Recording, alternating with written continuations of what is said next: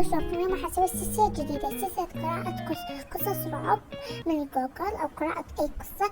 هسه حبتي مقدمة. لو شوفكم اليوم رجعتكم فيديو جديد. اليوم راح نلعب لعبة روبلوكس. خلونا بس لايك شوف القناة وليتس جو نبلش. أول شي تعوذوا من الشيطان، وهسه راح نبدأ بالقصة. يعني القصة أنا طلعتها من برنامج وما بيها اسم الشخصية، فأنا حسمي اسم من كيفي. يعني القصة ما بيها ذكر أسماء مثل ما قلت لكم، حسمي اسم مثلا. طبعا راح أحكي قصة مو حقيقية، بس راح أحكيها بصفة صايرة وياي. هاي أنا اسمي آلاء. اليوم راح أحكي لكم قصتي اللي صارت وياي. كنت أسكن في شقة طالبات غريبات، يعني مو ما أعرفهم ولا يعرفوني، من 3 زميلات. خلال السنة الأولى في دراسة في الجامعة، يعني أنا بس بالجامعة، كان عندي شقة ويا 3 بنات غريبات يعني ما أعرفهم.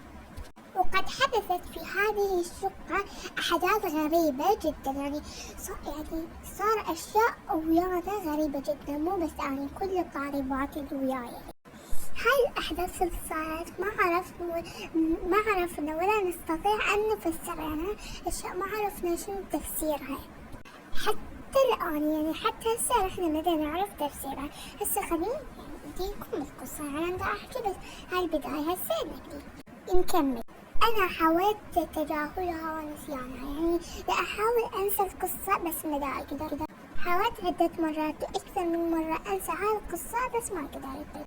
كنت في يوم وشاهدت التلفاز في غرفة المعيشة، يعني كنت في يوم جاي أضع التلفزيون أو التلفاز بالغرفة. الغرفة هي الصالة، كنت أضع التلفاز بمفردي، يعني لحالي، ماكو أي أحد وياي، أنا وحدي جاي أشاهد التلفاز. فجأة لمحت ضوء أحمر على يساري، يعني كنت أضوء على اليمين، رحت على اليسار، شفت ضوء أحمر وراح.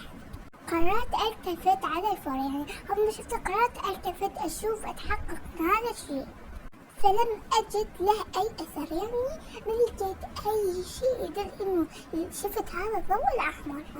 ظننت حينها إني أتوهم، يعني ظننت إنه أنا ماكو شيء وأنا جاي أتوهم. إني أتوهم الضوء الأحمر، بس قلت ماكو مشكلة عادي. وفي الصباح اليوم التالي، يعني اليوم الثاني، قصصت علي زميلتي. حكت ويا زميلتي، قلت لي بما حدث نفس الموقف اللي صار وياي، يعني نفس ما حدث هذا الموقف تماما من قبل، يعني قبل يحدث هذا الموقف. وقد كل واحدة منهم كانت تقول إن هم تعرضوا لنفس هذا الموقف، يعني أني اللي صار وياي كلهم صار وياهم، يعني كل شيء صار مثلي بالضبط. لكن هم ما اهتموا هذا الموضوع، قرروا إنه ما يقولون لأي أحد. نسينا بعد عدة أيام، في ليلة، في إحدى الليالي، يعني في ليلة، رن جرس الهاتف الأرضي، وكان هذا الرقم هو إحدى أرقام واحدة منا، يعني من زميلاتنا.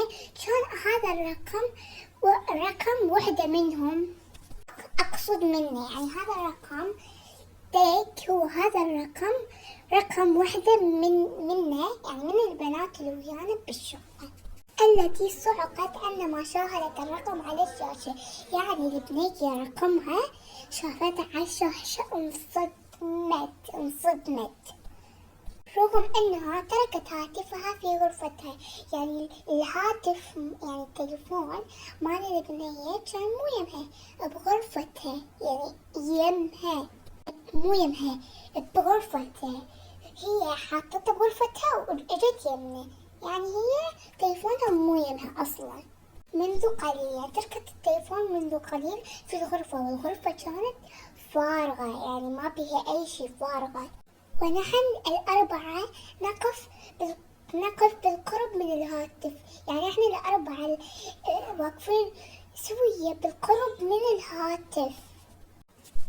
أني رفعت سماعة الهاتف، في خوف شديد، كنت كلش خايفة وسمعت صوت موسيقى صاخبة، موسيقى صاخبة، وكنت مرعوبة جدا أنا والأربع زميلات. كانت الموسيقى الصاخبة تبعث من الهاتف. ذهبت صاحبة الرقم على الفور إلى الغرفة، يعني هي مالت الرقم راحت للغرفة على الفور. ذهبت إلى غرفتها، وجدت هاتف ملقي على الفراش، بس ما تركته، يعني هي عافته على الفراش، لقيته موجود على الفراش مثل ما عافته، وبجانبه لم يوجد أي آثار يعني ماكو أي أثر إلى أنه ماكو أثر موسيقى ما لها أي أثر. وانتقلنا على الفور إلى شقة أخرى، يعني رحنا إلى شقة على شقة غيرها، يعني رحنا شقة غير هاي الشقة. وبعد هذا الحادث تأكدنا أن هذه الشقة مسكونة بالفعل، يعني هذه الشقة مسكونة بالفعل. وبس هاي تكون القصة. إذا حبيتوا حطوا لايك وشاركوا القناة، وإذا حبيتوا هاي السلسلة أسوي لكم بعد قصص كوميدية، رعب، دراما، أي شيء قولوا لي بالتعليقات. لا تنسوا اللايك والاشتراك في القناة، وأحبكم كوما. تقدروا تدعموني باللايك وراح أفرح كوما. باي.